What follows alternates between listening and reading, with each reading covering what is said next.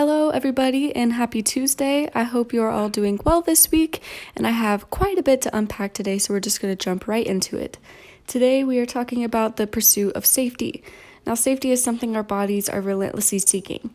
We're either safe or we're in the pursuit of safety. This is evident through some of our foundational functions, like our fight or flight system.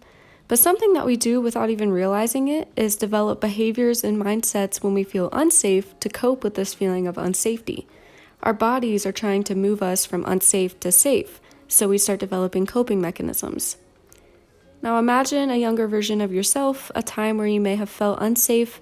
That little you was unknowingly developing behaviors and coping mechanisms to get you closer to where you are today.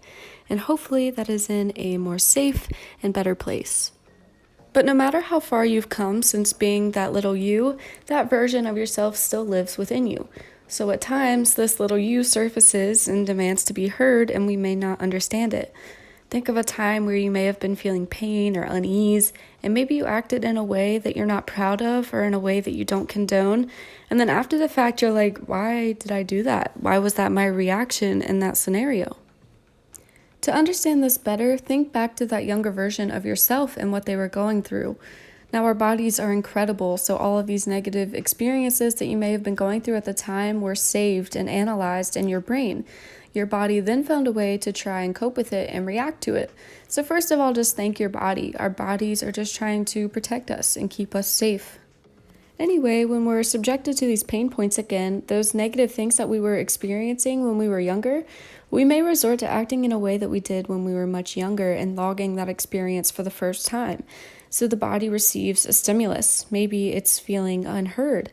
But our body is like, yes, I felt this way before, so I know how to react in this situation.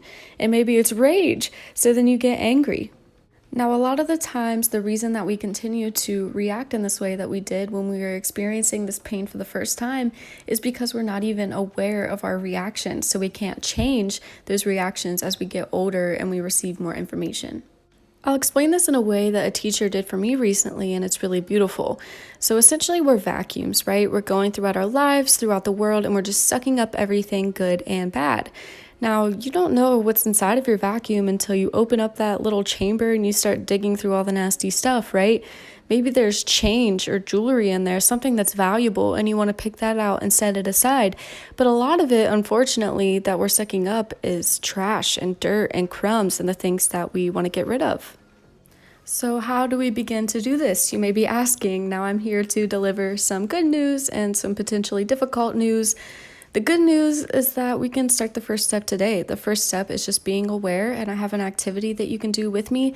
But the maybe bad news, or the news that's harder to hear, is that this is a very long and difficult process.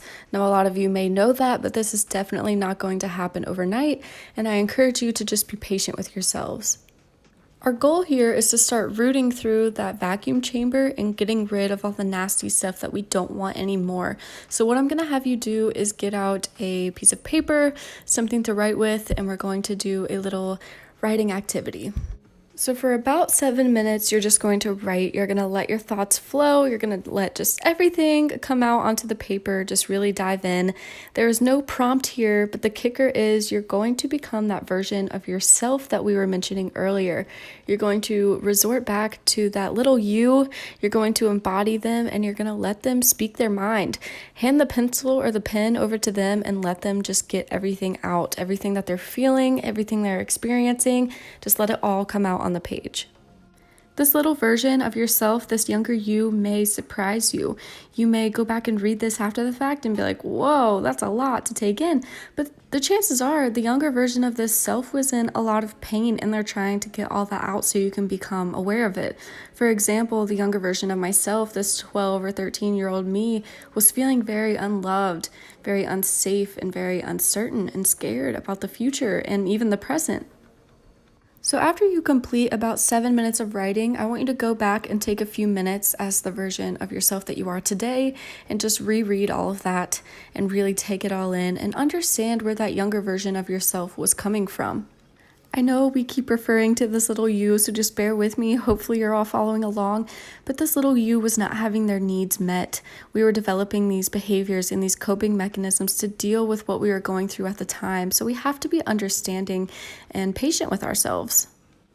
Now that you have all this information from your younger self, you can begin to root through it all and figure out what you want to get rid of and why you react in the way that you do today, still when you're, faced with these situations.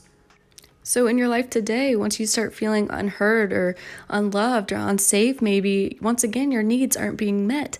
So that younger version of yourself is going to rise up and demand to be heard because that version of you wants their needs to be met. And they're like, oh, hey, we've been through this before. This is how we react. Don't worry, I got you.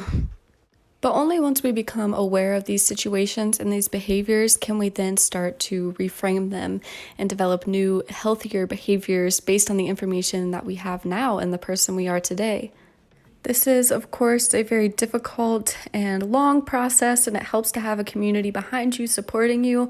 So you can support each other in the comments and talk about this if you want. And just know that if you need anything or want to talk about anything, I am here. I've been going through this as well, and I can help you or listen to you at the very least. As you take this step forward, just please know that you are not alone, and please just learn to be patient with yourself. This is all about the journey. You're never going to arrive at a destination where you have everything figured out. I hope you were able to receive some value from this video today.